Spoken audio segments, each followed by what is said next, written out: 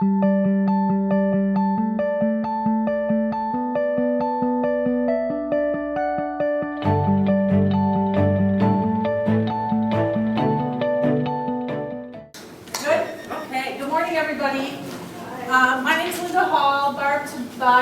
Sandy Ricketts are floating around in the back. We represent Connected Community. We want to welcome you to our October Friday Forum.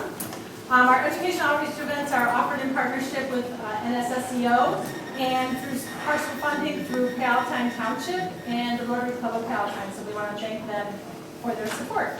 So I'm really glad you had that video, Brian, because I wasn't quite sure how I was going to cover all of Brian's accomplishments. But I'm going to run through a couple quick ones just to make sure you didn't miss them. He is a practicing attorney since 1976, the parent of 3 children, one of whom, Mitchell, has autism. Since 1982, Brian's law practice has been dedicated to serving the legal and future planning needs of his fellow families of children and adults with intellectual and developmental disabilities and or mental illness. Brian's honors, like you saw, are just too numerous to mention. We could be here all day, but a couple that I wanted to point out. He's the immediate past president of the ARC of Illinois, a member of the Clearbrook Board of Directors since 1992, past chairman of the State of Illinois Statewide Advisory Council on Developmental Disabilities, and chairman of the State of Illinois Autism Task Force. Brian feels the tremendous responsibility of not only being the parent of a child with special needs, but also as an attorney with the knowledge and ability to assist others with their special needs future planning. What is needed to secure the future of our children with special needs. And Benji Rubin, Brian's youngest son, is Mitchell's, like you say, little big brother. Graduated from the University of Illinois College of Law, magna cum laude, and currently pursuing graduate law at Northwestern still. Is that correct? Okay. A partner in Rubin Law, he joined the practice in 2010, and he's a member of the Academy of Special Needs Planners, a member of the Special Needs Alliance, and serves as president of SIBS, supporting Illinois' brothers and sisters. Benji's personal experience as a sibling, as we all know as parents, obviously unique perspective into the responsibilities of parent for someone with special needs. So please help me welcome Brian and Benji.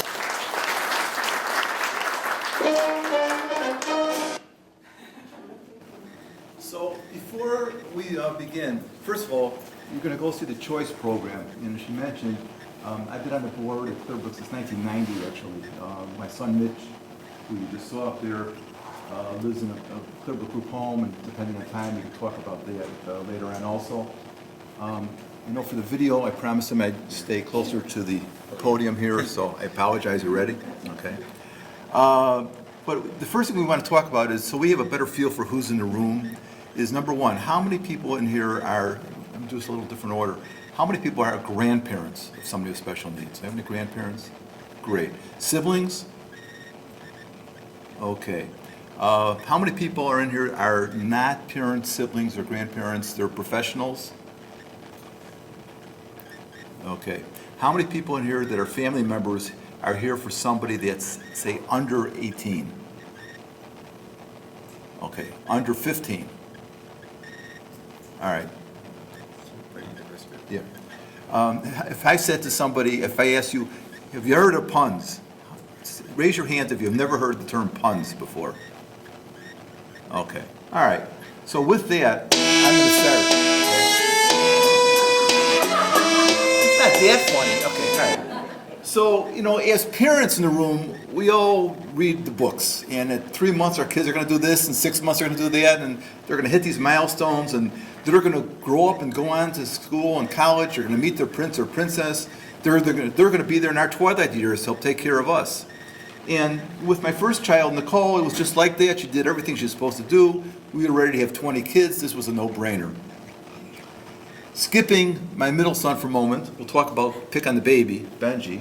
The only problem I had with him, as you heard, is 4 years undergrad at Northwestern. I thought, I'm going to die. I'm never going to be able to stop working. The good news is for law school, he was on scholarship and he finished. Bad news, sort of, is he's back for a graduate law degree in tax. As I joke about it, he's going for his graduate law degree in tax at Northwestern. I did it the hard way as an IRS agent and an IRS attorney. That's how I got my tax background. In the middle came Mitch. There's Mitch at Benji's wedding. He was the best man at Benji's wedding. He can introduce himself. And in first place with a goal from Clearbrook is Mitchell Rubin. Woo-hoo, Mitchell!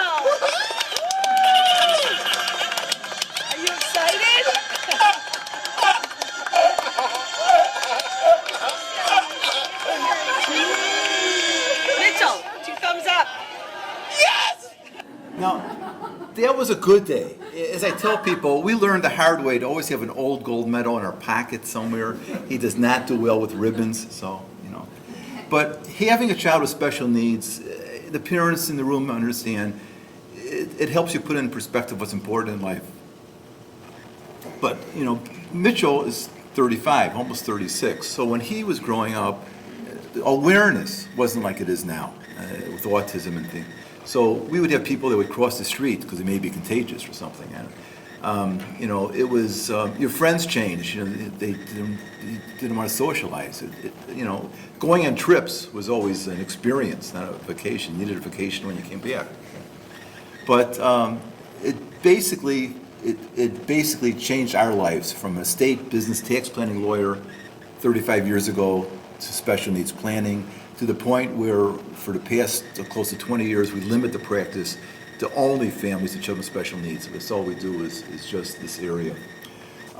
So if that's a quick, for time, just a quick introduction. I'm going to let Benji introduce himself, and then we're going to start in the guts of what we want to talk about.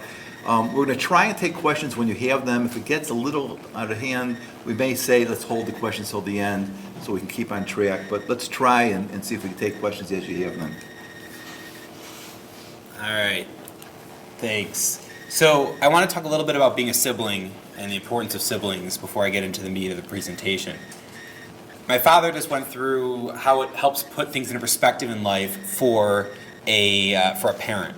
As a sibling, there is no adjustment period. Usually people talk about almost like a mourning process of, you know, parents have expectations and hopes and dreams, and they have to shift what those hopes and dreams will now be. They have to readjust them. As a sibling, especially as a younger sibling, I don't have any concept of life that doesn't involve having a sibling with special needs. And so it's shaped my entire worldview from the very beginning. Right. My father was talking about vacations, and it's something that definitely growing up, I remember, it was definitely an adventure, and it was definitely not relaxing. You always had to be, I called it being on. You always had to be on, thinking about a few steps ahead, what might be a trigger that might set him off onto a meltdown, what, you know, where's a fire alarm located, because he likes to pull those, and if he's in one of his ruts, he might go and pull it. So, you know, all those things, and constantly needing to be thinking about those things. One thing that I emphasize to parents when we talk to them in presentations and in office meetings is that it's so important that if you have opportunity to spend some time one-on-one with the other kids, do it. Even if it's only one parent, but especially if it's both parents.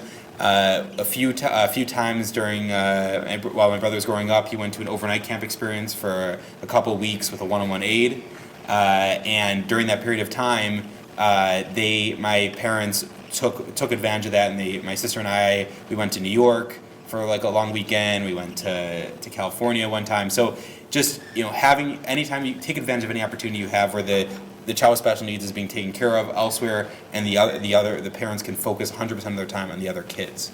But even if it's just a long week, even if it's just a day or a few hours, dedicated time to the other kids is super important, because it's just inevitable that most of your time is going to be dedicated to the child with special needs. I remember trips to the grocery store still where he would have a meltdown in the middle of the aisle. People are staring and making comments. Thankfully, things are getting a lot better. As my dad just mentioned, the awareness about things like autism and behaviors is much more prevalent than it was in the early 90s, early 80s.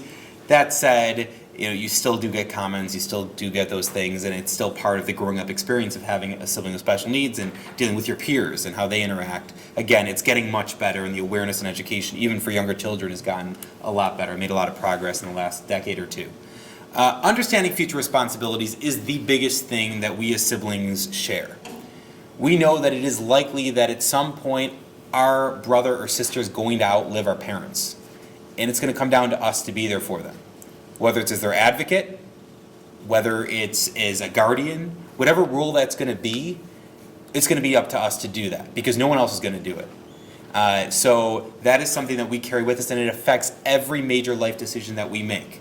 We may not go away to college really far away because we want to make sure we can get a job closer to home, because we know that we want to be close by to our sibling. When we're dating, and we're dating for a marriage, and we're seriously dating, we have to really ask questions and bring this up very early on. make sure they're comfortable with not just tolerating the fact that you have a sibling with special needs, but embracing the fact that you have a sibling with special needs and being a part of that future plan and understanding what your role is going to be. And so all these things are just for the parents in the room, the professionals in the room to understand that siblings are an integral part of the future for the child's care, and they're also an integral part of the future planning for that child because they're the ones who are going to be implementing that plan in many ways.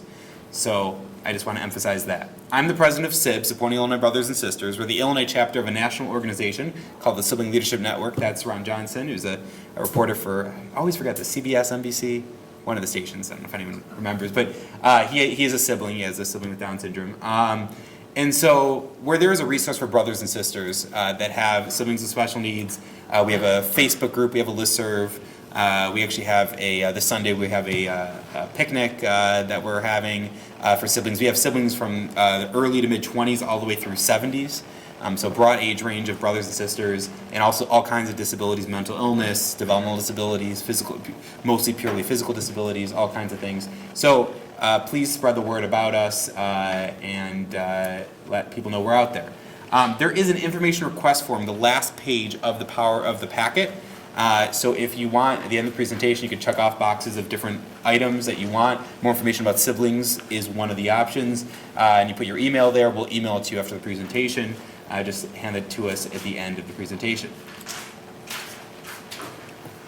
So one of the important things to remember before we get into the real details of planning for a child with special needs is that it's not just what mom and dad do that can impact government benefits and the services and supports that they're going to need for the rest of their life. It's also what grandparents could do, aunts and uncles.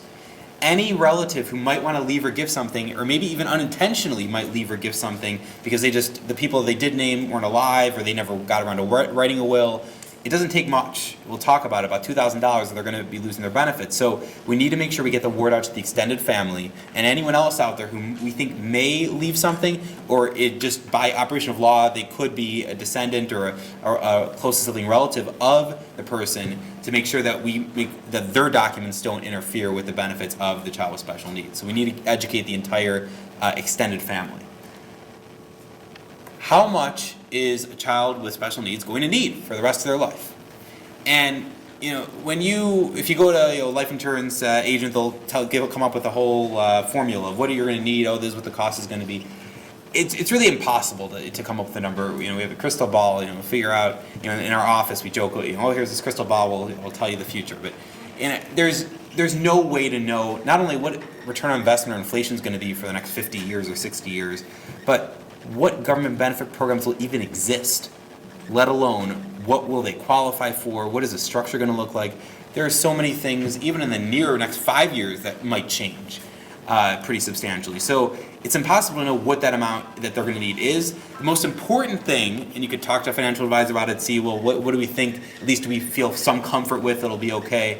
But the most important thing is no matter whatever reserve fund that parents or any grandparents, anyone in the family is able to leave for that child with special needs, make sure that it's left in a way that's not going to interfere with benefits, in a way that's a flexible enough trust, as we'll talk about special needs trust, that'll be able to be used for anything that could even come up that they might need or want, or might be useful for them. So when this amount of money that they're going to need for the rest of their life, where's it going to come from?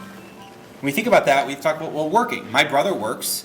He has a job coach in supported employment. He works in the community. They clean ATM machines a couple days a week. He gets a check for a couple $100 a month, on average. It's obviously not maintaining him. It's not really helping support him very much, but it is, giving him a meaningful day. But, for most of the individuals that we're planning for, we're not going to rely on the fact that they're going to work full time and they're going to support themselves. Now, we do have clients with Down syndrome that do work full time and are doing great, and other kinds of disabilities, and are doing fantastic. And it turns out that, they have the special needs trust and the planning's there, but if in the future they need it, great. But right now they're doing great. They're supporting themselves. But we're not going to rely on that when we're doing planning. Well, that's okay, because mom and dad are going to live forever, and they'll pay for them forever. You say, like I said, it's very likely that a child is going to outlive their parents. Well, that's okay, because that's what we have siblings for, if you have other kids. You say, well, most parents say, I want my other kids to be there and expect my other kids to be there for them as an advocate and to be looking out after them when I can't do it anymore. But I do not want them to have that kind of responsibility financially for them. I want them to be in a situation where they can have an independent life with the supports they need and the financial resources over and above that to provide for them and not be a burden or responsibility financially, certainly, for the other kids. So we have Uncle Barack to rely on. And who knows what the future's going to hold, the federal government and the presidential election. It's a whole big mess. That said, we have no fears because we happen to live in the great state of Illinois. So, Illinois is historically among the worst states in the country providing services for people with intellectual and developmental disabilities, and that was before the ongoing 10-year-old budget crisis we've been having where we don't have enough money to pay our bills. That was even before that. We were already down the worst states in the country. There are some fantastic world-class programs in Illinois that are models across the country and even around the world. The problem is the funding from the state is among the worst in the country. Well, whatever funding we're able to capture, and we can tell you what states to move to if you want, most states that on paper look better, if you go to move there today, are not necessarily much better situation than where you are today in Illinois. So just to be aware of that, grass is always greener in some ways. But we want to do whatever we can to make sure we protect government benefits, because that's the base of like a pyramid that we're building for them. The base, the widest part, is the government benefits. That's what pays for the lion's share of my brother supports that he needs, as we'll talk about. And we know, or most of you in the room know, that if you leave an inheritance for a child with special needs directly to them or in an ordinary trust, that could be used for their basic support, it will interfere with their government benefits. The government says, great, you have this trust fund, use it, and then once it's gone, then come back to us, and then we'll pay for after that. Well, you say, well, the whole point is we have this money and saved it up or have life insurance so that it'll be there as a reserve fund, not be used up within the first 10 years after we're gone. So we need to have special needs trusts. There are two different kinds of special needs trusts, and we'll talk about both of them. But that's the way that we're able to have this protected reserve fund, allow them to have the government benefits pay the lion's share of their cost of support, and have the reserve fund to pay for things the government isn't going to pay for. Work earnings. My brother works, again, makes $200 a month. Even if he made $600 a month, it would not interfere with his basic government benefits. So, within certain limitations, they can still work, and it won't interfere with benefits. All right. SSI, Supplemental Security Income. This is Social Security for someone who does not have a work record. So we're now going into Government Benefits 101, okay? So you may hear about SSI, or maybe for those of you that have children under 18, you hear friends that maybe that you could get SSI even when they're under 18. In most cases, that's not true because it depends on the parent's financial situation. But they have an income and an asset test for SSI, Supplemental Security Income. The asset test is $2,000, and it has not changed since 1971. Talk to your congressman about that. So $2,000 is all they're allowed to have in their name. And they go back 3 years. So starting at age 18, they don't care about parents' assets and income anymore. If at age 17 you apply for SSI, the parents aren't impoverished, you will not get SSI. But the day they turn 18 you apply, they're not going to care about parents' assets and income anymore. They'll only care about the child's assets and income, but they will look back 3 years. And they'll look at custodial accounts, they'll look at joint checking accounts, savings bonds, all those things. And it's in the records, it's Social Security numbers attached to that account or the savings bond, they will know about it. So you need to look at all that stuff, and if they're not 15 yet, maybe make sure that money's gotten out of their name. If they are already 15, if you need to reduce it below 2,000, you have to do it in an SSI-friendly way. And we can talk about that. But again, $2,000 is all they're allowed to have, going back to age 15, if you want to get benefits at 18. The income test is a disability test, the ability to make $1,130 in a month. So how do they measure that? Okay, they look at the listing level impairment. Autism is on there, autism spectrum disorder. But interestingly enough, Down syndrome is not, and so are a lot of different diagnoses of developmental intellectual disabilities and other disabilities as well. So there's there's a catch-all of IQ below 70 is one catch-all. But that said, even if you have a listing level impairment, there's ways to equal listing level impairment if you have a bunch of other diagnoses that in and of themselves aren't a listing level impairment, they can equal one.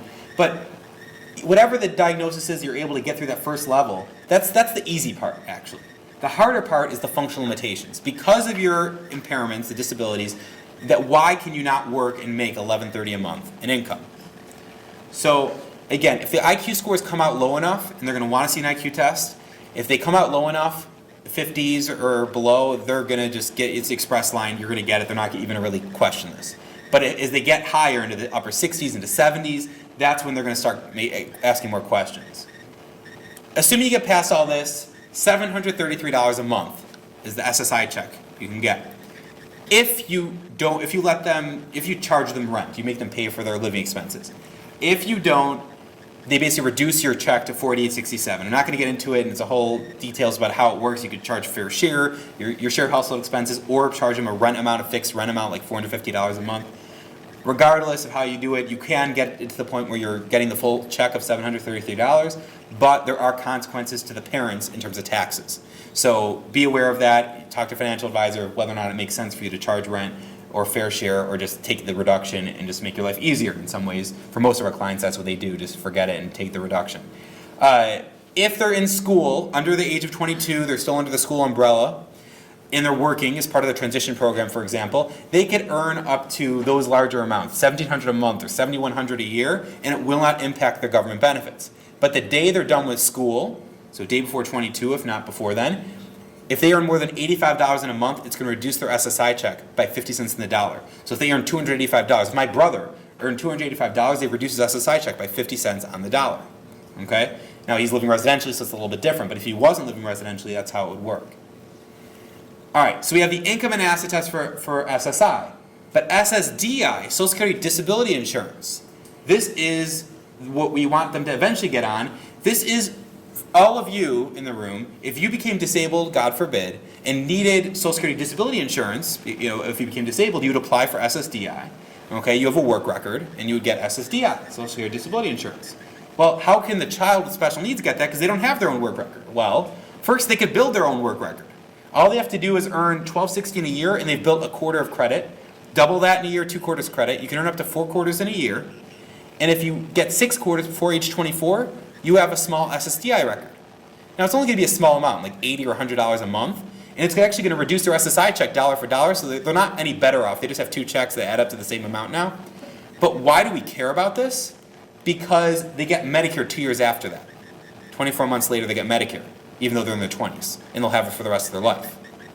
Okay, well, what if, like my brother, actually he ended up building up enough quarters a few years ago, but we didn't think he ever would, and if he doesn't, okay, if a child doesn't build up enough quarters, they can also go on a parent's work record. In fact, even if they build up enough quarters, they can still go on a parent's work record and get a second check.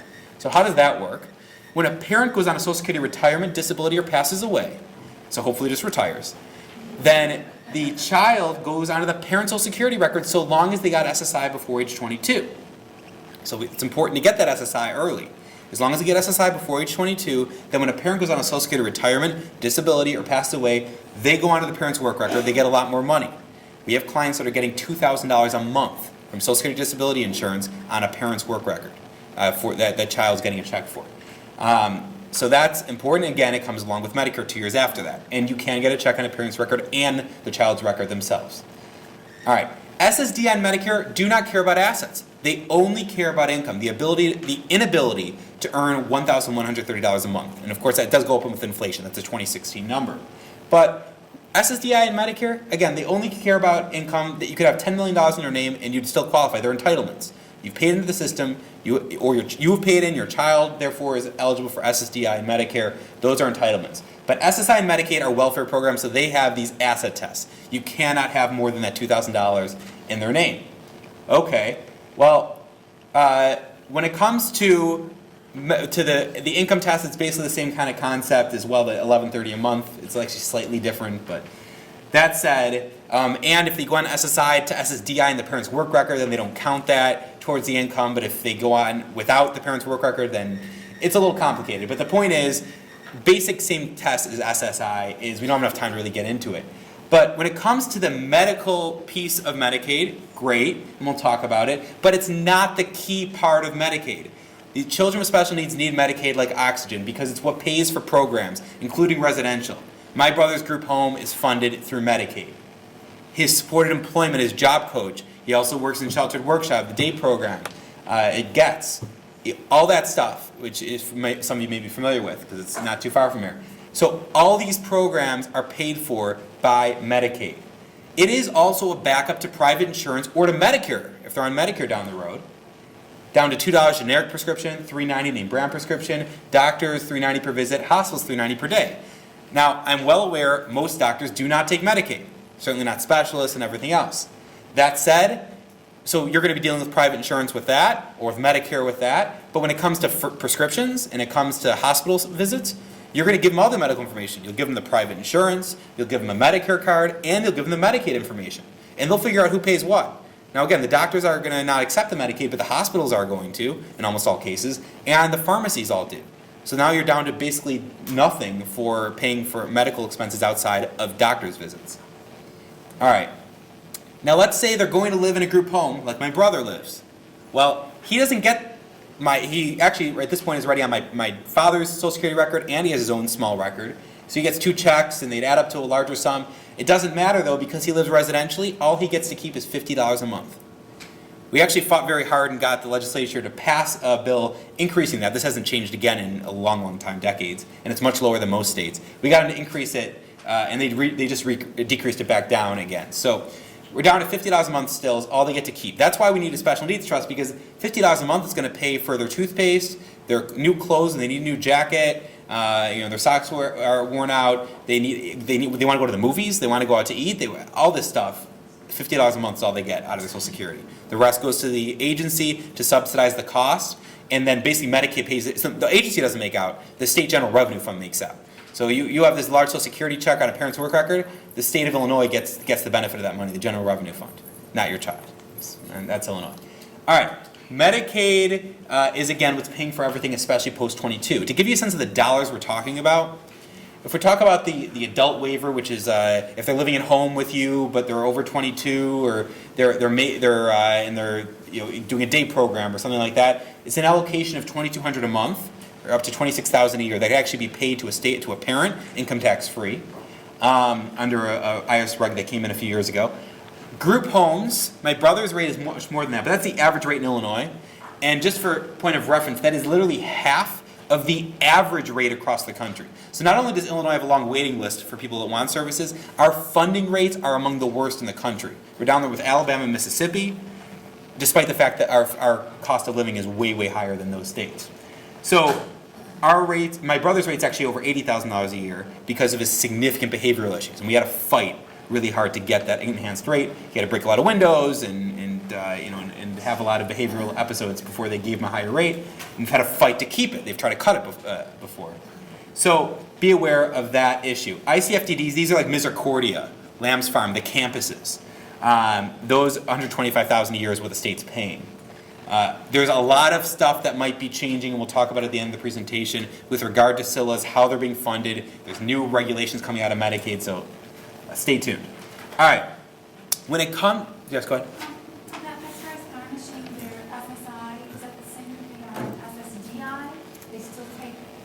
So SSDI does not carry. I should point out SSDI doesn't reduce based on work earnings. So SSDI, unless they earn more than $1130 a month, then they're at jeopardy of losing the SSDI. They're no longer disabled.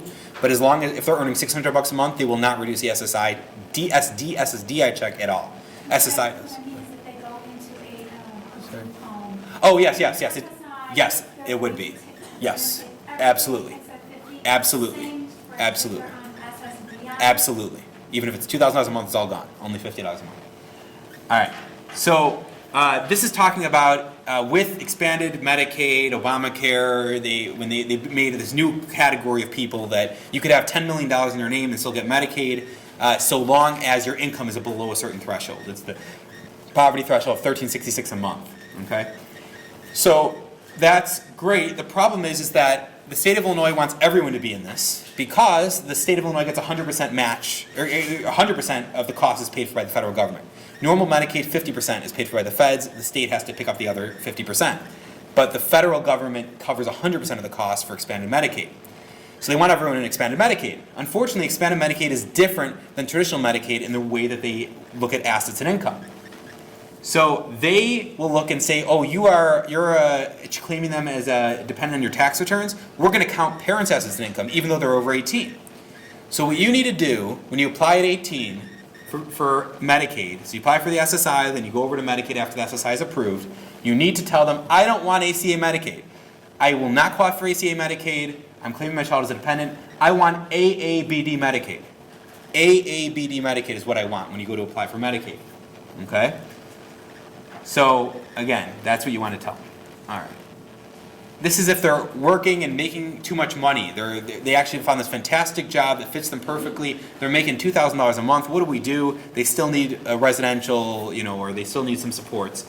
There are other programs. There's a Medicaid buy-in program called HBWD, Health Benefits for Workers with Disabilities, that can even pay for programs, everything but residential, up to residential. Residential can't be paid for by this, but a home-based support service could be paid for through HBWD. So just be aware, back of your mind, there are ways to still keep the Medicaid if it's necessary for programs and services or as a backup to private insurance or Medicare. Be aware of that. This is a very cool law in Illinois, one of the very few things that we're better than almost all states on. We have a law that goes back to 1969, and it's been amended favorably the last few years. And basically what it says is that if a child is disabled, they can stay on a parent's health insurance forever, for as long as the parents are keeping that insurance. So it's very important to know about this, to spread the word about this to professionals. Go ahead. How is that proven disability? Is it just straight, you have SSI? So that's the easy way. If you have SSI, you have determination you're disabled by Social Security, that's the easy way. We have a handout talking about this. You can, again, check the box and give us your email and we'll send it to you. But if you have disability determination by Social Security, by SSI, that's the easy way to make sure you for sure will qualify under the statute. If you do not have that, you can show doctor's records, medical records, and it depends on the health insurance company. That said, be aware that if you're working for a large corporation that is self-insured, they are not required to follow the statute. That said, most of them do, because it's just the right thing to do and it doesn't really cost them that much more. So just be aware of that. All right. State of Illinois has a Department of Human Services. There's different divisions that serve people with special needs. Division of Developmental Disabilities, obviously primary diagnosis developmental disabilities. Division of Mental Health, those with mental illness. And DRS, Division of Rehabilitation Services. That's primarily physical or medical disabilities. However, they do have the contract with school districts to provide special education in the special education system to provide the transition program job coaches. So it's very likely that even if your child is developmentally disabled, they will be served by DRS and have a caseworker through DRS during the transition program through school. But once they're done with school, they'll say no, you go back to DDD at that point. PUNS. So I know there's almost all of you have heard of it, but who cares what it stands for? The important part is that it is the required list you need to be on if you want to get access to any services. Medicaid is the funding mechanism. You have to have Medicaid to get these services funded, but in order to get selected for those services, you have to be in the PUNS. All right. So how do you get there? You go to your ISC agent. Well, who is that? Each part of the state has a different not-for-profit to be the doorkeeper for services. Okay? This, again, could be changed in the future, but hopefully not. So we have Northwest Cook County and Lake County is CAU, Community Alternatives Unlimited. They're at 773-867-4000. I know that covers most of you. If you're in another county, like DuPage, they are in the Day 1 Pact catchment area. So basically that covers if you happen to be in McHenry County, they have options to advocacy in McHenry County. So there's a map there, you can see it, the phone numbers, hopefully you'll be able to read that. And you can call those numbers and make sure that your child's in the PUNS and that you're updating it annually. Go ahead. Okay, I think I'm gonna have to actually hold questions till the end at this point, because we are running out. I'm sorry. Just please write down to remember your question. All right, so when it comes to filling out the PUNS, they'll go ahead and they'll do it for you. They want to interview you, interview the child. They're going to put you in one of three categories. Or if you were in the PUNS, they put you into one of three categories already. Either emergency need, critical need. Actually, there's four categories. Crisis is even on here. If you're in crisis, they will serve you immediately. That basically means you can't keep them safe because of their behaviors or the family situation. They're a danger to themselves and other people. You're in crisis, you can get services immediately. But if you're not in crisis, they'll put you in one of three other categories. Emergency need, you need service immediately, but you're not yet in crisis. Critical, you'll be in emergency within a year. And priority, or excuse me, a planning need, you'll need services in the next 5 years. That's probably where almost everyone in the room is in. That's like the default place they're going to put you in. If you say, I don't want any services in the next 5 years, they will literally not make you an active file, you're now dormant, and you'll never get services. So make sure you're at the very least in the planning category. But if you're going to be child to be aging out in the next few years, I would say you need to be moved up to critical or emergency, and it's going to be a crisis if they graduate from school day before 22 and they don't have a day program set up and funding for that. So you need to let PUNs know, let your ISC agent know it will be a crisis. If they graduate, we're both working, or I can't, take care of them at home. They need to get services by the day they're 22. All right. So again, you're going to go through this. So it's a whole maze, but it starts with your ISC agent, which for most of you is CAU. All right. They are going to want to make sure you're developmentally disabled if you are going into the PUNs. And remember, PUNs is only for the Division of Developmental Disabilities. If the primary diagnosis is mental illness, this is not the division you're going to, and the PUNs is not for you. But if the primary diagnosis is developmental disabilities, this is your agency through the state. That's what provides group homes and everything else. They want to make sure you're developmentally disabled. They're going to want to either see an IQ test of 70 or below before age 18. But they want to see an adult IQ test, which can't be given until age 17. So the magic time period is while they're still 17, make sure that they get an adult IQ test done. And make sure that IQ test hopefully comes in below 70 or below. And for benefit purposes, below 70 even. So the magic amount would probably be about 69 or below. The lower you get, the better for this purpose. There is another way to still get into the Division of Developmental Disabilities, because there are, of course, individuals with genius IQs, but have such severe other aspects of their autism diagnosis, for example, that they cannot work, and they are clearly developmentally disabled. They have what they call substantial functional limitations in 3 or more of the 6 major life activities: language, learning, mobility, self-direction, capacity for independent living, and self-care. So if you could show major functional limitations in there, it's a subjective test, but it can be done. And if you have a hard time with a caseworker saying, no, your IQ is over 70, we can't serve you, and you really feel that they should be served because of their substantial functional limitations, and they have a developmental disability diagnosis, if you talk to the ISC agent and say, no, they should be under the second prong, they should qualify. I know that the executive director of CAU fully believes that people should be qualifying under that category, even if they have an IQ over 70, but they should be getting services. The Division of Rehab Services has their own system. They have a DON score, not the PUNs, the DON score, determination of need. So if you don't qualify under the Division of Developmental Disabilities, you may qualify for services through the so-called Home Services Waiver through DRS, homemaker services, things like that, and that's the phone number for them. All right, so we know we can't leave money directly to a child with special needs. It's going to interfere with their benefits. And if you don't have a will, the law writes one for you and says that half goes to spouse if you have something in your name alone, and the rest goes to the kids directly. All right, we know we can't disinherit, we don't want to disinherit them and leave it as a moral obligation to other family members, because what if, even if they have the best of intentions, what if, God forbid, they have IRS or creditor problems, or they get in a divorce and half the money's up for grabs a divorce settlement? We don't have to take that risk because we have the concept of special needs trust now. Traditional trust, support trusts that people use for other children, you can't use for a child with special needs. So there's 2 kinds of special needs trusts, and again, I apologize for speaking really fast right now because we are running really behind. Okay, to talk about special needs trusts, we are now going to go into my father's Let me part. say, because of our limited time frame we have this morning, this is like a fast overview. If you look at our website, you'll see we do these in 2 hours, in 3 hours, 3.5 hour presentations. You'll see them, we do it throughout the state, but you'll see those listed regularly on the website. So bottom line, as Benji mentioned, there's 2 kinds of special needs trust. Third-party special needs trust, smiley face, okay? And then there is what they call self-settled, or an OBRA, or a D4A, a first party, all meaning the same thing, payback trust. 2 different purposes. What do they have in common? They're both reserve funds over and above government benefits. No limit to how much you put in there. You can't have $2,000 in their name, but you could have $2 trillion in a properly drawn special needs trust.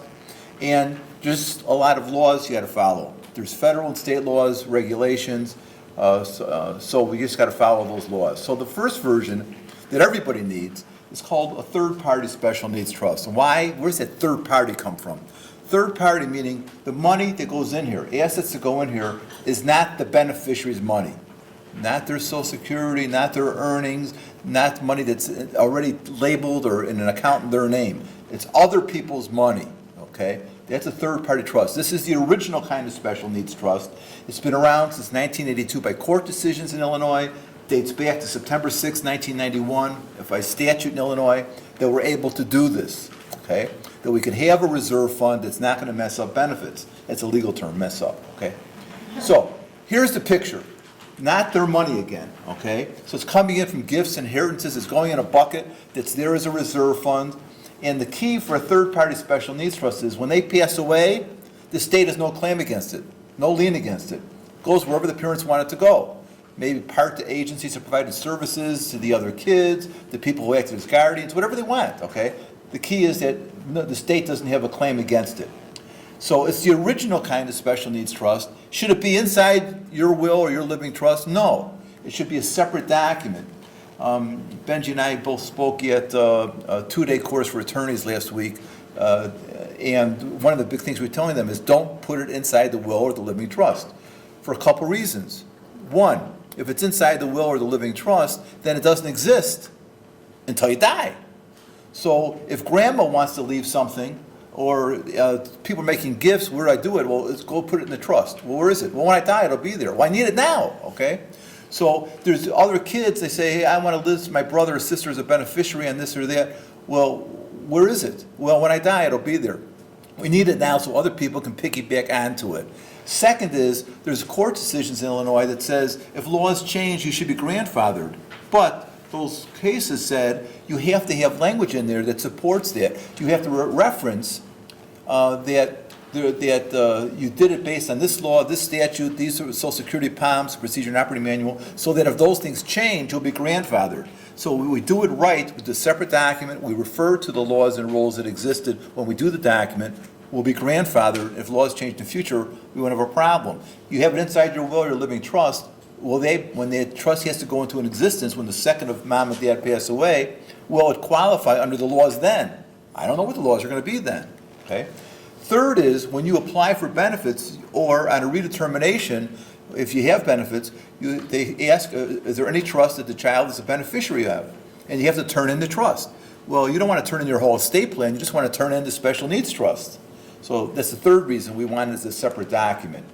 So then this is the point to say, stop, I don't get it. Back up. I know what a will is. I die, who gets my money, okay? What is a trust? So think of it as just another way of holding title to ownership or assets. On the account, instead of little Johnny's name, it's little Johnny's trust. Instead of joint tenancy or under the Uniform Transfer to Minors Act, it's the little Johnny trust. If it's just a different title on the bank statement, okay, what's the paper for? What's this document for? The trust agreement. It's the instruction manual. That if there's an account or an investment, the name of the trust, this tells us how we can spend the money, who's in charge when we pass away, who gets whatever's left when little Johnny passes away. That's what the document is doing, and anybody can put money into it except little Johnny. Okay? The beneficiary, because we're talking about a third-party special needs trust so far. In a third-party trust, his money can't go in there. Mom and dad can be the trustees in charge of it, okay? But it may be empty until mom and dad pass away. Maybe it's only being funded by life insurance when they pass away. So from mom and dad's wills or living trust, it says the share that goes to little Johnny is going to go to the special needs trust over here. Okay. What about other people? Well, we tell attorneys you're going to give them an instruction letter, mom and dad, to give it out to aunts, uncles, and grandparents. If you want to leave anything to little Johnny, you want to give him a gift, name him the beneficiary, this is how you do it. This is how you title it. But we don't want to stop there. We want to give grandma and aunts and uncles, we want to give them fill-in-the-blank forms to add on a paragraph to their existing will or their existing living trust. What does it say? Notwithstanding anything to the contrary in my will, if anything goes to little Johnny, it'll go not to, as my document now says, but to the special needs trust that his parents set up. So little grandma says, I'm not leaving him anything. I'm leaving it to you. I know, but if I die unexpectedly before you, it goes per serpes. What does that mean? It means it goes to my kids, one of which is little Johnny. And you're going to mess up the benefits and the state's going to grab the money.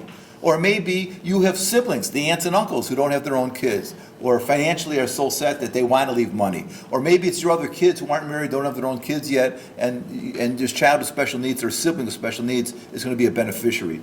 So we need to reach out to them, give them that information. 1 out of 2 marriages end in divorce. When there's a child with special needs, the percentage is astronomical. We see studies over 70%. So one of the things we do is we give the client the ex-spouse letter, or I call it the Dear Jerk, okay? I'm not asking what you're doing. All I'm telling you is if you can leave any money to our kid, you got to leave it to special needs trust because it's going to be flushed down the toilet if you don't do it. And if you think you're so smart that you don't have a will, the law writes one for you, and the bimbo you left me for is only going to get half, the kids are still getting half. So bottom line is, you got to do it. All right, so we do that. All right. What else? I got a great special needs trust, and I refer to it in my will, and I got everybody else to do it. I'm not done. Why? Because you got to change beneficiaries. IRA, 401k, life insurance. That bypasses your will.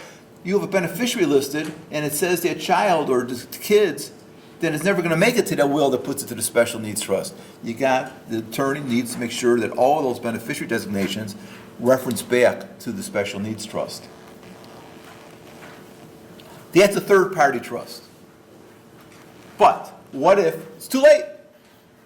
Now we have money in the child's name, we're applying for benefits. Or they're already on benefits and somebody messed up and left them money. What do we do? Okay? Spend it. Okay? Okay, it's more than we can spend. Can't get them down below $2,000. Well, there's something called an ABLE account. Now, under federal law, it was passed in 2014. It took a while for states to finally set them up. There's 3 states that are up and running now that will accept Illinois residents to open up ABLE accounts. Illinois is not set up yet, but you could go to, my favorite is Ohio. It's a real easy website, all menu driven. So what is an ABLE account? Well, some people say it's a 529 account, but for individuals with disabilities. Well, not really. Yeah, it's under that same law, 529, this is a 529A. 529 for college, 529A for ABLE, and that is for disability-related expenses. But the first thing they said is, you can't put more than $14,000 a year into this, from all sources. It's not just, I'll put 14, you put 14, no. From all sources, the person can only have one account, one 529A account for that person, and the most it can go in is $14,000, okay? Who's in charge? The beneficiary, by statute. So if they are their own guardian, or an adult and their own guardian, they're in charge of this account. So some people say, well, that's a good thing. Well, for my son, who functions as about a 7-year-old, that's not, okay. The balance for SSI can never go over $100,000, or you lose the SSI, okay? For Medicaid, it goes to the maximum for that state, how much you could have into a 529 account. Illinois is $350,000. Most states is between $250,000 and $500,000 ballpark. So bottom line is there's a cap. You spend it, the statute says for disability-related expenses. Unlike a trust, anything for that person's beneficiary, the way the statute reads, you can only spend it for items that are disability-related. That means not vacations or everything else. Okay. Subsequent to the 2014 law, IRS started coming up with all kinds of, well, we really mean this, we really mean that. It's been watered down that basically, at this point, an ABLE account can be used for the beneficiary, for their sole benefit, and it's okay. It doesn't have to really be disability-related, even though that's what the statute says. Big thing, there's a payback to the state. Child passes away, the beneficiary passes away, and an ABLE account, whatever was paid by the states under Medicaid laws, Medicaid programs, anything that was paid after the establishment of the ABLE account, they have a lien against, the states have a lien against. So unlike a third-party special needs trust, where it stays in the family, an ABLE account, there's a lien. So the ABLE account doesn't make sense for third-party money, basically. It makes sense for the child's own money or money that's already tainted, so to speak, okay? So let's go, they also say, all right, it's from an income tax standpoint, this is great, it's going to be income tax free, like a 529 account. Well, that's really misleading. Why? Well, because this child has a standard deduction and an exemption. So they can make up to 14% a year and still not have any tax, okay? A special needs trust is called a qualified disability trust, a third-party trust. A third-party trust has its own exemption, so you have a 4,050 exemption, and any money that's distributed for the benefit of the beneficiary goes to their 1040. They have another standard deduction and an exemption. So you're going to have to be making about 18% on your money before there's any tax anyway in a special needs situation. So this was like in Congress, a feel-good law. We're doing this, but from a tax standpoint, it doesn't make any sense. When does it make sense? And I'm going to, we do have a handout, an article that you could check, and it explains all of this in relatively plain English for a lawyer. But you could read that. But instead of running through some of these for time, what I want to talk about is when does it make sense, okay? So, number one, if we have a high-functioning, I love that expression, high-functioning individual. We have somebody high-functioning. We want them to learn to take care of their own money a little bit. All right, we could put some money in their name, but they're in total control of it. This may make some sense, okay? What else, okay? What if you're guardian for the child or you're a minor? You have to go into court to set this up. If you're a guardian, then the court doesn't, by statute, doesn't control the expenditures. The Illinois statute says that the court has nothing to do with it. But you can't set this up with that child's money, if it's the child's money, without going to court. And that means, we just had one in McHenry County. The judge said you got to post a surety bond. So it's 1.5% to 2% of the value. You got to post an annual bond on that. And the judge is insisting on reviewing all expenditures. Well, the Illinois statute says they don't have authority, but ABLE account isn't set up in Illinois yet. This is Ohio. So bottom line is you have a court's involvement on this ABLE account if there's a guardian. So if there's no guardian and the person's otherwise competent, then it makes some sense, okay? It doesn't work if disability occurred after 26. It's not for our population, so I'm not concerned about that. Tax-free, I already talked about the fact that with the exemptions and standard deduction, it really doesn't save money, that much money. So when does it make sense, okay? Number one, there's no guardian, and they can take care of their own money. An ABLE account may make sense. Somebody receives an under $14,000 inheritance. Somebody left them $5,000, $10,000. Before we set up a formal a D4A or payback trust that I'm going to talk about in half a second, we might consider an ABLE account. Or maybe there was a small settlement, personal injury settlement or litigation, under $14,000, or the settlement's paying out $14,000 a year or under. We might be able to use an ABLE account. But the most important one I see using, and we have done, is somebody is on SSDI on their parents' work record and maybe is making some money, and we're having a problem. They're making less than SGAs. They're making enough that they're disabled, but we can't keep them under $2,000 that asset test. Well, if we can't keep them under $2,000, what do? Well, if they're working, we can use, Benji alluded to it, HBWD, Health Benefits for Workers with Disabilities. It's Medicaid, where you can have up to $25,000 in assets, not $2,000. And you could have unlimited IRAs, 401ks, things like that, and still keep Medicaid. Well, what if it's more than $25,000? Okay. Well, we can only put $14,000 a year in an ABLE account, but we could build it up to $100,000 for SSI, and for SSDI, we could have a few $100,000 in there of the person's money. Just remember, when that beneficiary dies, the state's waiting in the wings to get reimbursed, okay? So if they have extra money, fine. What if it's divorce, there's child support being paid? Well, since 2009, it's got to be paid to a payback, special needs trust. But now with an ABLE account, if it's less than $14,000 in a year, we're going to be able to pay child support in a divorce into an ABLE account, not to interfere with SSI or Medicaid that we're going to talk about. So bottom line is, we have this memo, it's a 2-page memo that summarizes all this in relatively plain English, and it gives you the websites to where you can go. Again, 3 states are up and running right now. Of those, the easiest one that's menu-driven is the Ohio one. It's called a stable account. If you do Ohio ABLE account, Google it, you're going to come to that website, okay? So it's small amounts of beneficiaries' own money that we want control, them to be in control of, that type of thing.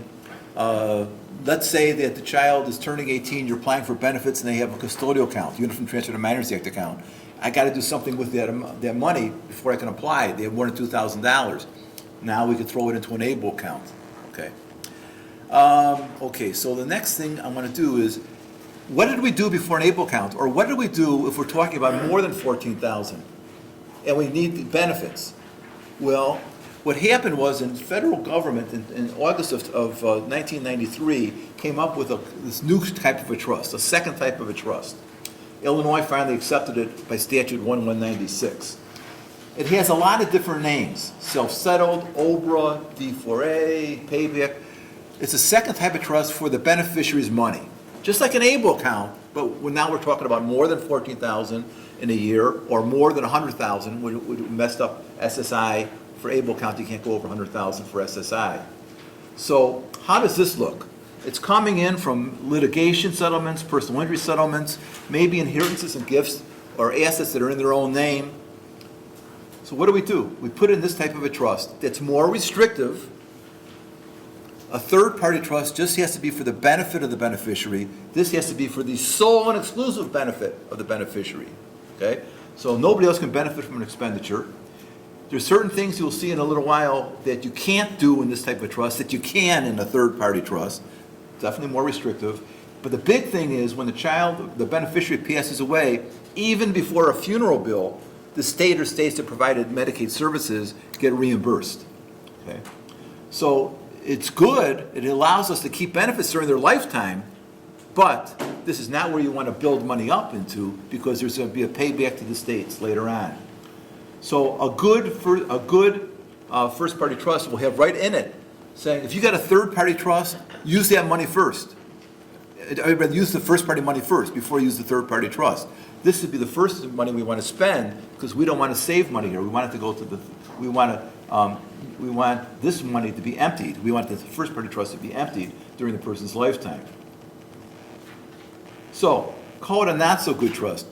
Illinois does not allow you to use this type of a trust or add money to this type of a trust after somebody's 65. Okay?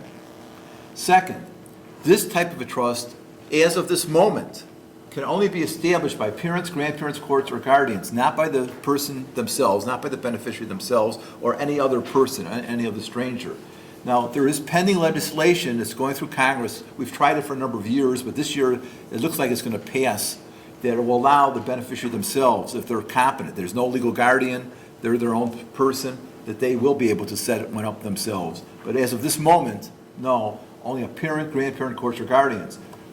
A third-party trust, aunt, friend, stranger can set it up, but not a first-party trust. Social Security says that if there's a guardian, you need court approval to establish this, and again, it's just a headache, because then you're dealing with a judge all the time.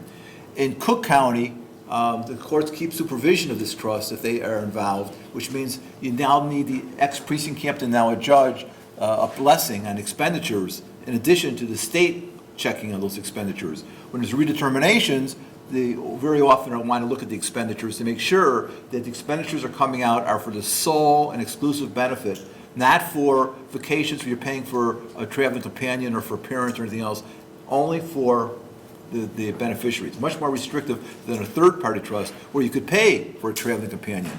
In a first-party or payback trust, you can't. I go back to child support because I mentioned before the law changed. First of all, the law changed in 2009 that it has to go to a child support. It will be a dollar-for-dollar reduction of SSI and cause a spend down for Medicaid unless by court order the child support's paid directly to one of these payback trusts and now, in theory, to an ABLE account. The law changed again, 1116, that basically, specifically in the laws, tells the divorce lawyers to consider having the court order say the child support should go to the payback trust, so it doesn't interfere with the government benefits. If it doesn't, and there's child support being paid, dollar-for-dollar reduction of SSI, and causes a spend down for Medicaid. Again, that was a change 2009. Material on that, handouts on that, we do check the box, and we're going to send you washroom reading material. Okay. Nursing home. You're going in a nursing home. I'll give my money to one of my other kids with their fingers crossed, and then I'll get Medicaid to pay. No, they look back 5 years. There's a 5-year look-back period. They want to see, did you give your money away, and now you're wanting us to pay? Well, we're not going to pay, okay? Well, there's exceptions to every rule, and one of the exceptions is moving money into a special needs trust for somebody deemed disabled by Social Security. The next day, you're eligible for Medicaid to pay for your nursing home. Well, the question is, you may not have capacity at that point to make a transfer into a trust.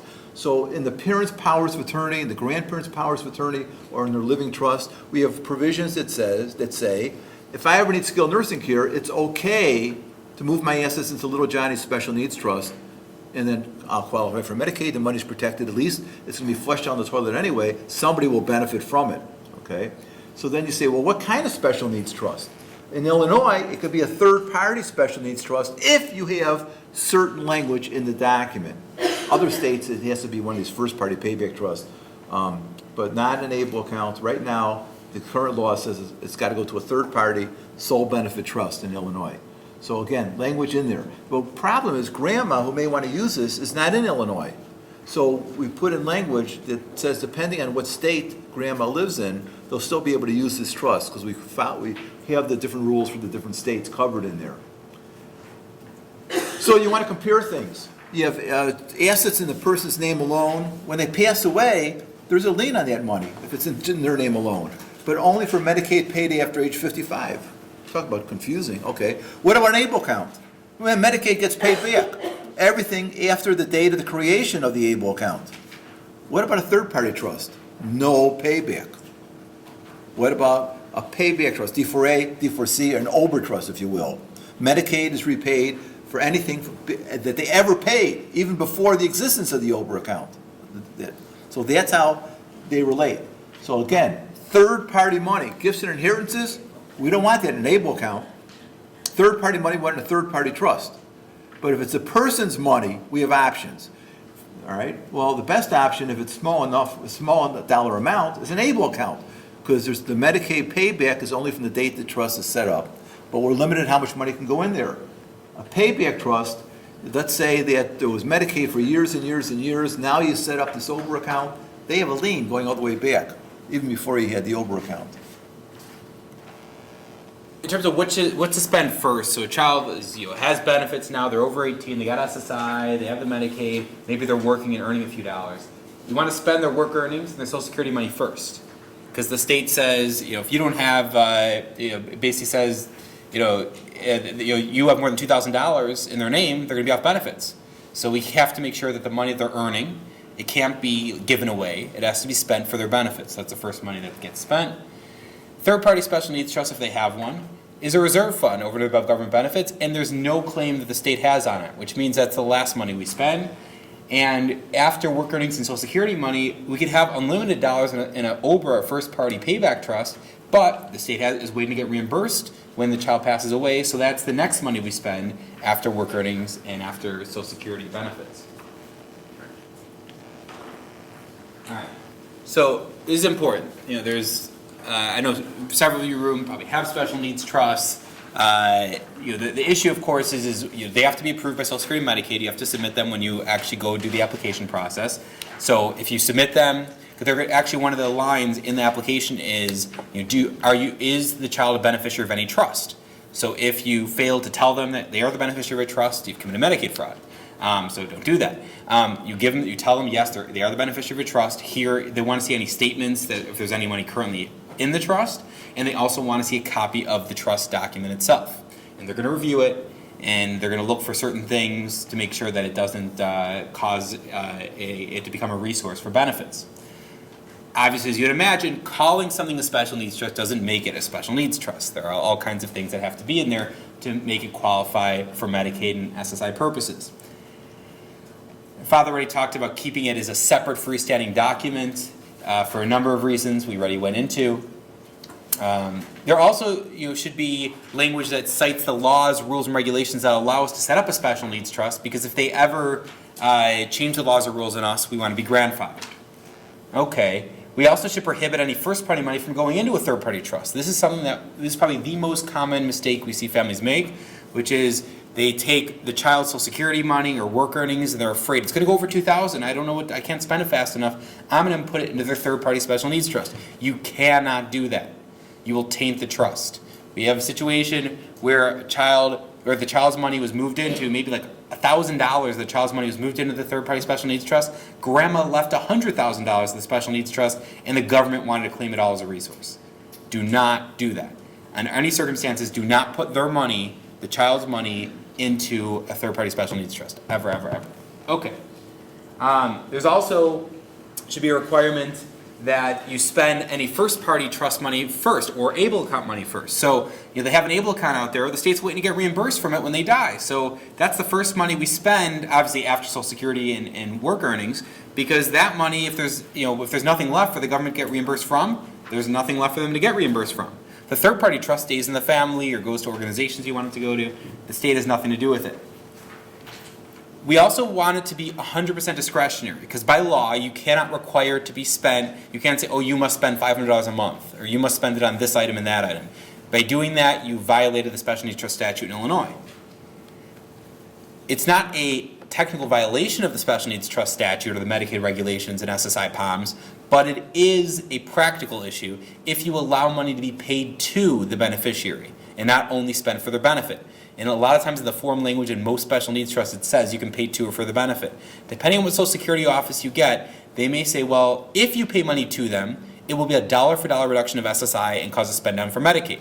So they want to know about it, which means they may want to see accountings. And we've had this come up with certain Social Security offices. They want to see accountings every month that you haven't been giving money directly to the beneficiary. So it's better just not to have that language in there. If you want to give them, have them have some money and they're their own guardian, they're higher functioning, put it into an ABLE account. You can have distributions from the third-party trust in an ABLE account. You could actually have them have a secured credit card, and there's all kinds of ways to get around it. But you cannot have that. You do not want to have the language that says pay money to them directly. Oftentimes, we'll see they'll be overly restrictive in the language that they use. They may say you cannot use this trust for food, shelter, or clothing. Well, first of all, clothing, the fact they even talk about clothing, that's an old SSI POMS that went out in 2005, so that's just an old form that attorney had. But number two, why do we care about food and shelter and using it? Remember that whole 1/3 reduction for SSI if you don't charge rent? That's what that's about. If the special, like mom and dad are gone, special needs trust is funded, and the trust is paying for their housing, then SSI will reduce it by the 1/3 amount. Well, actually, if mom and dad are gone, they're probably on SSDI. Which means we don't care about that 1/3 reduction in any circumstances. So we want the flexibility for the trust to be able to be used for food or shelter, even if it might, in some circumstances, reduce their SSI check by $250 a month. That's not our priority. Our priority is the best interest of this child. So we want the flexibility in that trust, and a lot of times the form book trust that does not have it in there. You also want the ability for the trust to be changed if they decide to change their laws or rules. And Social Security and Medicaid have a habit of doing this. They say, oh, we've now clarified our rules. We need to actually be broader than that, because we'll clarify our rules and we'll apply it retroactively to all trusts in existence and say, oh, it's always been this way. Trusts have always had to follow X, Y, and Z, even though they've only ever had to follow X and Y. And you can get 400 attorneys across the country saying, no, you've never enforced it this way, but they are now, and they're doing it retroactive. So we put language in trust, and a good special needs trust should have this kind of language in there that says, we're applying it retroactively. Our change we're making, because you've clarified your rule, we're going to clarify our trust and retroactively apply the change that we're making to comply with your new clarification. Next generation trustees, this can be important. You may have family members acting as trustee, you might have corporate trustee acting, or a nonprofit organization, depending on the situation. But if you have family members acting, maybe you want the other kids acting down the road if you have other children, but maybe they're not ready yet. So down the road, but what if you don't live long enough? So we want the trustees that you do name, maybe aunts or uncles of the child, to be able to bring up the other kids when they're ready. In addition, we want language in there that, let's say that the other kids are acting as trustee or co-trustee, but then when they're getting older, what if their brother or sister outlives them? We want the ability for the kids to add on maybe even their children to act as trustee for their aunt or uncle. We've actually seen this happen. So we want that flexibility built into the trust. This is extremely important. A trust in Illinois cannot make contributions to an organization unless it's permitted in the trust document itself. Why do we want to have language in our special needs trust that says you can make contributions to an organization that is providing services to the beneficiary or maybe providing services to them? Because this is America, and if you make a contribution to that agency, that waiting list that's 2,000 people long, all of a sudden you came to the top of the list, even though you just got on the waiting list. Unfortunately, that's the way the world works. Second, we want to help subsidize the situation for where the child's living. Clearbrook, for example, has a couple dozen group homes that are under 3 people, and they have, I think, like 9 or 10 that are only one-person group homes. I will tell you that none of those one-person group homes are being funded entirely by Medicaid's rates, what they're paying. The rates will not fund that. So their families are making contributions to help make the budget work. And so if the families aren't around to do it, the trust has to be able to do it. It's just, that's just the matter of fact of how it's going. So also gift language. We want them to go to they're going to a niece or nephew's birthday party down the road. We want a gift coming from Uncle Jack or from Aunt Sarah. We want that to happen. We want the trust to be able to purchase a gift so they can bring it with to the party and feel included. So that's another nice thing we like to put in special needs trusts. They decide they don't need this anymore, they're all better, we can terminate the trust. Contingent special needs for other people. What if there's a, God forbid, to-be-born grandchild that has special needs? We want language in the trust that says that 50 years from now, that's what the situation is. You didn't realize the trustees is told, do not give them money directly, put into a special needs trust for them. We want that language in every single person's documents in the world, because they have no idea that contingently there was a special needs child that was going to receive that's receiving benefits that would receive an inheritance. We want that language in every person's document. This is very important. You've talked about the nursing home exception. There has to be special language in the special needs trust in order for it to be qualified under that nursing home exception. The TRS pension, military pensions, SIRS, if you're a state university professor at University of Illinois, UIC, all of those pension programs have the ability to be left to a special needs trust, but they all are different in terms of the right requirements in order for the special needs trust to qualify to receive that pension. This could be huge, especially for teachers. The TRS pension, we have clients that are their child's getting $40,000 a year into their special needs trust for the rest of their life. It's huge, but we have to make sure there's very specific language in the trust. TRS wants to see their language from the pension regs in the actual, setting the pension code and everything, and setting teachers' retirement system pension in the actual document in order for it to receive it. So you have to be careful with that. Military pension has the same different rules as well. When it comes to changing contingent beneficiaries, the special needs trust may be irrevocable, but if mom and dad are alive, we want them to be able to change the contingent beneficiaries if they want to in the future. Okay. To change the state. Yeah, okay. So if you move out of state, you have to, every state has their own Medicaid regulations. They have their own system. So some states have very specific rules, and you have to change the trust as necessary. So the special needs trust should be able to change it. Even if mom and dad are gone, the successor trustee should be able to change it. Maybe they're going to go move, the child with special needs is going to move with their sibling, who lives now in North Dakota, or lives in Colorado, or lives in California. That we want a provision in the special needs trust to be able to change as necessary if they have really strange Medicaid regulations in that state. Because again, Medicaid state specific, services are state specific. Also, taxes get complicated, not for parents, but when parents are gone and the trust becomes a qualified disability trust, it gets complicated. So that's another thing that the trustees need to think about. Also, the parents' wills have to nominate guardians not just for minor children, but specifically for an adult disabled person. Otherwise, you're not nominating guardians for an adult disabled person. Your revocable living trusts have special language. If you're using revocable living trusts, they have special language in there throughout the document that can cause a problem for benefits in traditional documents if they aren't thinking about special needs planning. It's not just, oh, the share for the child goes to the special needs trust and I'm done.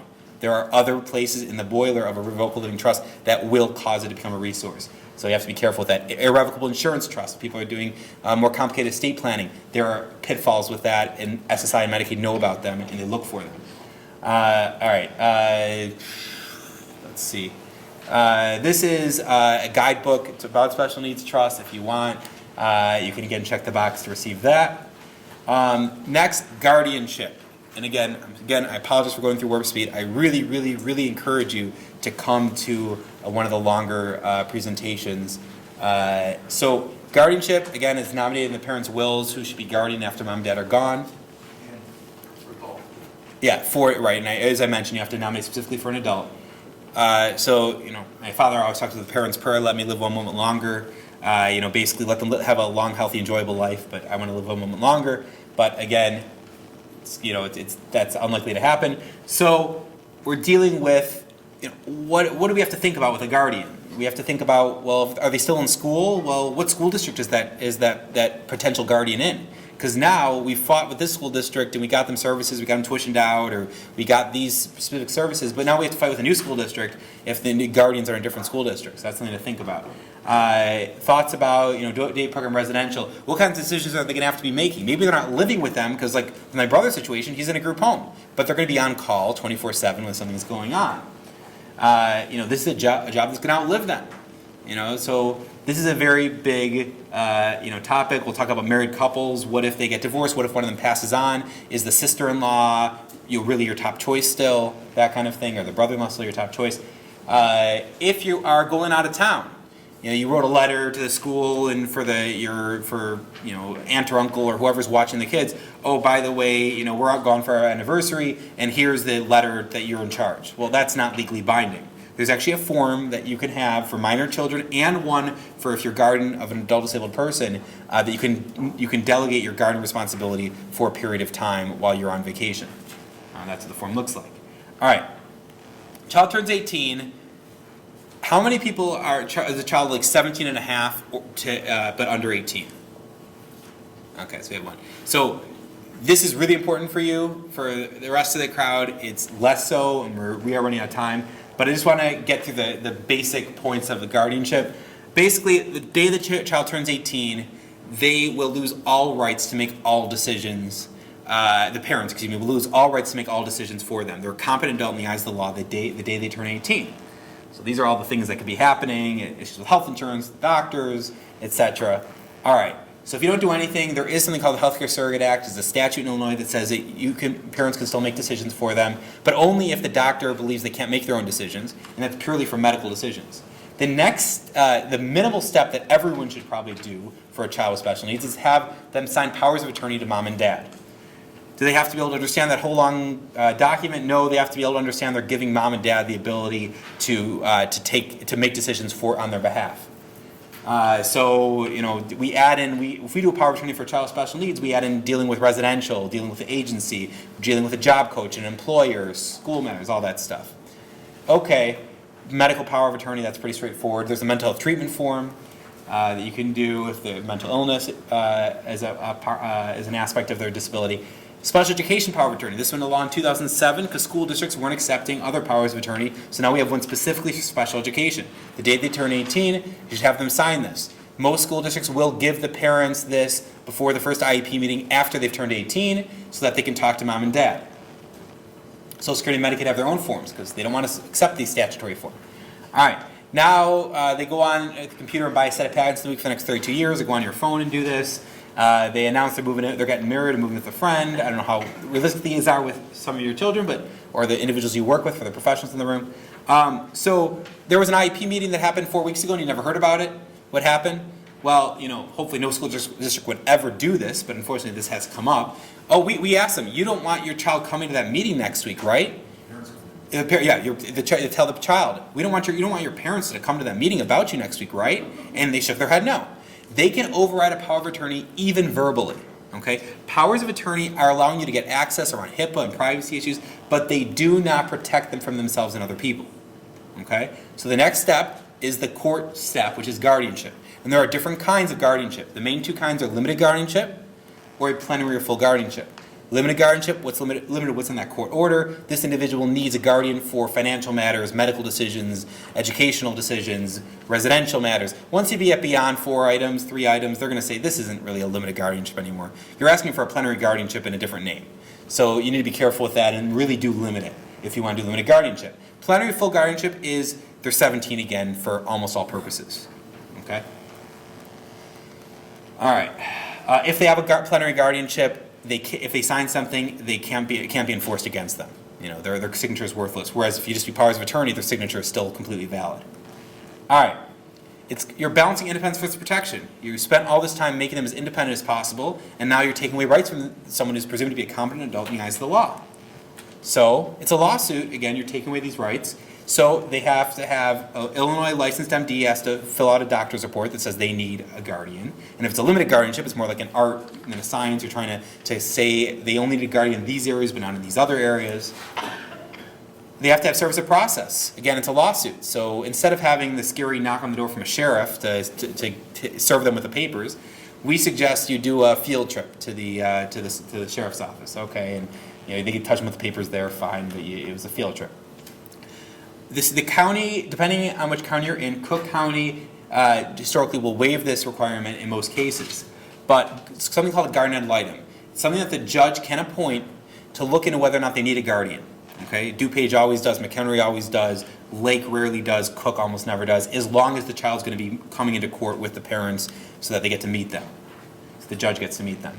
Parents can be co-guardians, and the downside with the guardian ad litem is not just time delay, it's that they're going to charge you for their services. And in McHenry County, it's like over $1,000 for the little charge. All right, parents can be co-guardians. There's no requirement that only one parent be sole guardian. Parents can be co. When one parent passes on, we like to bring on one of the next generation to be co-guardian with the surviving parent. There's a training process, and also so that when the second parent passes, there's a guardian already in place. A lot of agencies will accept one signature if mom and dad are co-guardians and married to each other, but legally, if they want to be protected, they need both signatures. So if someone ever asks you if you're co-guardians for a child and they ask for both signatures, they're right. Voting and driving. You could be dead and vote in Illinois, so they can still vote. Most states, that's not necessarily the case, but in Illinois, they can absolutely vote even if they have a plenary guardianship, doesn't matter. But driving is a completely different matter. They cannot have a driver's license if they have a plenary guardianship. Living guardianship, they could, but a plenary guardianship, especially the professionals in the room, be aware of this, educate families about this, because we see it all the time. They get a driver's license, they don't realize that once they did a plenary guardianship or a full guardianship, it became void that day. Which means if they get into an accident, God forbid, the auto insurance doesn't have to cover it, and the parents could be personally liable because they were negligent in allowing them to drive on an invalid license. So be careful with that. There's also a second way that you can get your license suspended or revoked based on disability, like if a doctor writes in a letter, even if you didn't get guardianship. But all right, there's a handout talking about all this that you can check on our last page of the PowerPoint. All right, there's no magic doing it at 18. We have clients who the parents never got around to doing it, and it was the siblings that actually finally did it because everyone was bending the rules for mom and dad, and no one was playing games with them. But then no one wants to talk to the brother and sister. So, all right. That's person versus state. As long as there's no money in their name, just guarding the person only. If it's just guarding the person only, there's only a handful of times you have to go back into court. If you want to move in a group home, you have to get that approved by the judge. What? Oh, sorry about that. You have to get it approved by the judge. Sterilization, tying tubes or vasectomy, that has to be approved by the judge as well. Other than that, you're just mailing in an annual report once a year. That's it. All right, move out of state, you got to move the guardianship, move to a different county, it depends on the county. Sometimes you could just keep it where it is. Some parents and siblings decline because they're worried about being liable if they hurt someone or damage property. And if that is the case and no one wants to become guardian, then the state public guardian's office steps in, or if there's family money like a special needs trust to pay for it, then a nonprofit organization could step in as well. All right. More information about that is check the box for more information about powers of attorney and guardianship. I already talked about this. All right, and for the conclusion. Just a couple, last 2 minutes. Yeah, we're over time. Yeah, last 2 minutes. And what I want to talk about is letters of intent real quickly. And you could check a box and we're going to send you information out of it. Basically, it's saying, okay, if we check out, the older I get, I prefer saying check out than die, okay? So if we check out and you're saying, oh, well, the kids know everything. They know what doctors that my son saw 10, 15, 20 years ago and never to see that jerk again. Or, they tried this med, don't ever try this med again, okay? No, they don't. They don't remember this stuff, okay? So you need to, again, you could check a box, we're going to send you information. But, family relationships, history of hospitalizations, medications. Again, not just doctors they see now, but doctors that they saw years ago. Do's, don'ts, buzzwords, things like that, meltdown techniques. So again, we have articles written about that in a form that you could use. And the most important thing that we don't see all the time is you got to do an executive summary. So if something happens to mom and dad by accident, and now grandma, aunt, uncle's coming into the house, and you have all this information about them, and school records and everything else, they're looking at it and saying, hey, I need to get through the next 24, 48 hours. I mean, I don't have time. I need to know what time the bus comes, what's the teacher's name. I need to know what I need to know to get through the next day or two. So that's the 2-page bullet points. And again, we have articles on what to put in those, if you check that box, and we'll send you that information. So with apologizing for that, for those that can stay a few minutes and you have questions, we'll be glad to answer them. But we're over 10 minutes now, so I don't want to hold anybody else up. And again, please look at the website, because we do this much longer usually. They're usually between 2 and 3.5 hours, and we do it several times a month. So with that, thanks for staying awake, or at least if you went to sleep, you didn't snore and I didn't hear you. And with that, we could ask some questions. Yes? There is no official number, okay? Obviously, if you can't charge more than the SSI amount, there's a problem, okay? But no, there's no magic there's no number. magic to it. People will charge technically, some offices will say, what would you charge a stranger? We haven't had any problem with people charging anywhere from $350 to $450, $500. We haven't had any problem in this area. Mitch, with respect to guardianship, if, obviously the parents are the first two choices. If you wanted to add a sibling as a guardian, does it complicate things if the sibling is a minor? Well, you can't add a minor. If you want to name somebody as a guardian for somebody else, that person has to be an adult, has to be 18. They could be you can nominate them in your will as a successor. successor. As long as they're over 18 at that point. When they turn 18, can you put them on? You You can't. can, subject to the judge. Most judges don't want to put a third person on as guardian. Because remember, it's not either or. It's all three of you have to sign every single document on behalf of the So child. traditionally, if we're down to one parent, we'll go into court and ask for an adult child to be added on, potentially as a co-guardian. But if we have two parents acting, it's pretty rare that a judge is going to allow a third person going on. You would just nominate them as a successor guardian. Exactly. Yes. Hi, what's to do if you have not given a Medicaid office your special needs trust yet, but you are receiving that? Well, if they're living at home, you're getting Medicaid redeterminations annually now. One of the things they're asking about in redeterminations is you're going to say, I have a trust, I need to turn that into you, and a redetermination. And then I want to see both the trust document and any if there's any statement of any money that's in there currently. SSI for the Social Security redeterminations every 3, 6, or 9 years, depending on this. They're all coded depending on the nature of disability. But Medicaid right now in Illinois is doing annual redeterminations. If the child's living residentially, the agencies are taking care of that. If they're at home, you're getting the letter. And redeterminations are both one, financial asset, and then also disability. So there's two different types of redeterminations.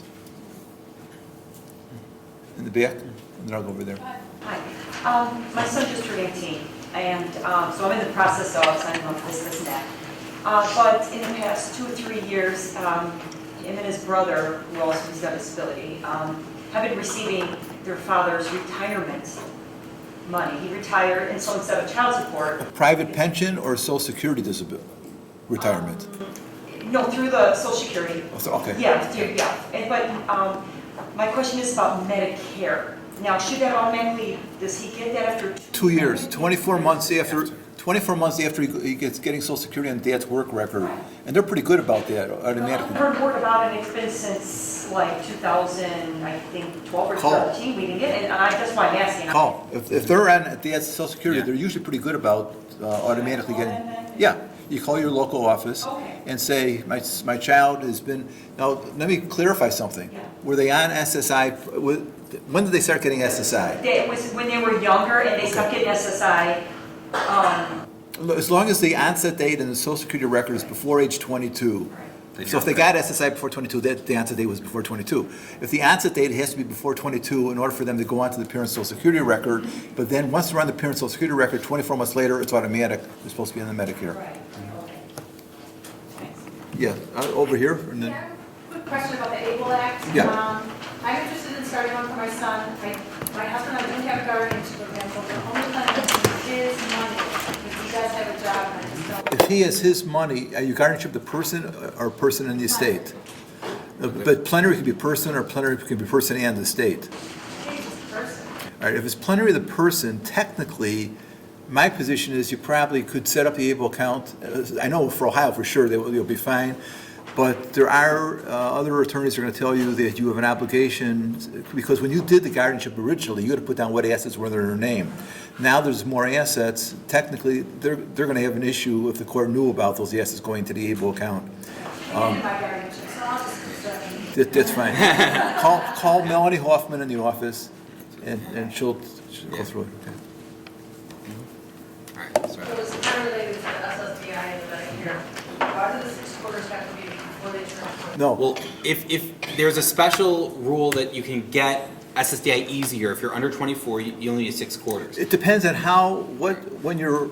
when disability occurred, okay, how many quarters you need. If you're first applying for SSDI and you're over 24 or you're over 30, it changes on the quarters how much you need. Right. It's if disability is prior to 24, you just need 6 6 quarters. quarters. But if it's A year and a But half. he's not going to have, this is what I'm getting hung up on, he's not going to have 6 quarters by the time he's 24, and we're not going to. Well, it could be. Mitch, my just son got- Mitch he's at, for most of the time, he's at workshop at Getz, which is in Palatine. And he does some the supportive Clearbrook employment, workshop. right.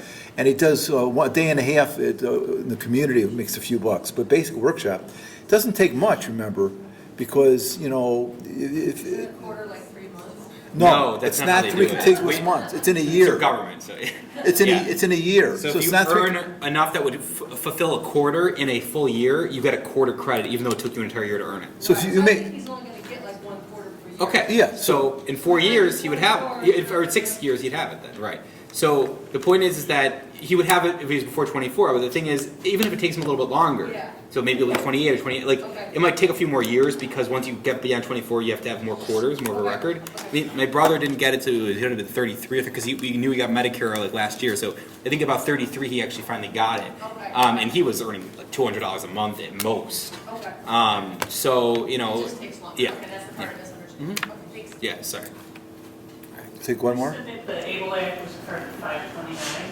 529A. It's technically under it, but there's really not the It's same. really nothing. The to do only with 529. commonality is the tax benefit is similar, but everything else is different. So if there is an existing 529, No. So that's the new answer is law that Stay, we're- stay yeah. tuned. Yeah. There's 3 new pending rules on 529, New laws, 529 able count. One, 2 of them, they say may pass this in the fall. And that would be the ability to move a 529 into a 529A, a 529 into a college, 529 into an able. Not law yet, but they're saying that it could be passed this fall. The second one is adding more than 14,000 if they have earned income, adding additional amounts into an able count over 14,000 from earned income. Not law yet, but they're saying it's a good chance it may pass.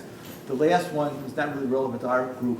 If the disability was over 26, they want to move it to 45, they're saying that one's not going to pass. So right now, you can't move a 529 into an able count, but think about it. Why do it? 529, there's no payback. You move it into an able count, now you're putting a payback on that if the money still sits there and they pass away. And if 529 plan, if they're not capable of attending, vocational or university, that they can actually use a 529 plan, you can make distributions without penalty. Yeah, you may have some tax consequences, but then if they have disability-related expenses, you can actually use it. There's all kinds of things you could do without having to have a payback on that money. So we generally discourage people from moving things. And They remember, don't have the payback. 529 doesn't belong to them. So if you have other children, you just could change it over the Right. beneficiary to another child. Absolutely. That's what most of the families we work with do, is they just change it to the Because it's other not their kids. account, 529, it's your The account. parents, They're just a They're the beneficiary. yeah. I'll take one last one. I advise not to fund the special needs trust account yet, to wait. There's no reason you have to. I mean, most of our clients don't fund the special interest until, either a grandparent funds it, they pass it on, they want to make gifts to it. Sometimes psychologically, people want to do it because they say, hey, I have all my kids and I did college for this one, and then when I want to do, or at the end, I want to divide it equally, but I want them to have more, so I'm going to put some money in there now. But again, as Benji said, there's no reason, advantage. It's just psychological if you want to do it. Thank you.